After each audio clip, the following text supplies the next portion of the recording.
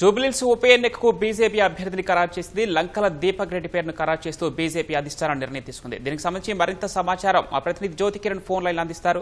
జ్యోతి కిరణ్, దీనికి సంబంధించి పూర్తి వివరాలేంటి?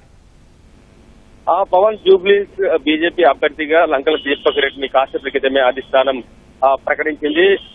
కొద్ది రోజులుగా బీజేపీ అభ్యర్థిపై ఉత్కంఠ కొనసాగుతుంది. అటు బీఆర్ఎస్, కాంగ్రెస్ అభ్యర్థులను ప్రకటించగా బీజేపీ అభ్యర్థి ఎవరనే దానిపైన తీవ్ర ఉత్కంఠ నెలకొంది. అటు రాష్ట్ర రాజకీయ వర్గాలతో పాటు కాషాయ శ్రేణులు కూడా ఆతృతగా ఎదుర్కొంటుంది ఎవరు ప్రకటిస్తారని చెప్పి చూసినైతే మొత్తంగానైతే అభ్యర్థి ఎంపికపై కూడా బీజేపీ అధిష్టానం ప్రజాభిప్రాయ సేకరణ కోసం త్రిసభ్య కమిటీని కూడా ఏర్పాటు చేసింది. త్రిసభ్య కమిటీ కూడా ఏదైతే జూబ్లీహిల్స్ నియోజకవర్గం ఉందో ఆ నియోజకవర్గం సంబంధించినటువంటి 44 మంది ముఖ్య నేతల అభిప్రాయాలు సేకరించి నివేదికలు రాష్ట్ర నాయకత్వం కూడా జాతీయ నాయకత్వం పంపించి జాతీయ నాయకత్వం అన్ని అంశాలను పరిగణలోకి తీసుకుని లంకల దీపక్ రెడ్డిని పేరును ఖరారైతే చేసింది. అయితే 2023 అసెంబ్లీ ఎన్నికల్లోనూ జూబ్లీహిల్స్ నియోజకవర్గం నుంచి దీపక్ రెడ్డి పోటీ చేశారు. అయితే 25,000 ఓట్లు మాత్రమే సాధించి ఓటమి పాలైన పరిస్థితి అయితే ఉంది. అయితే మళ్ళీ అటు ఏదైతే జూబ్లీహిల్స్ అభ్యర్థిగా ఓటమి పాలైన తర్వాత ఏదైతే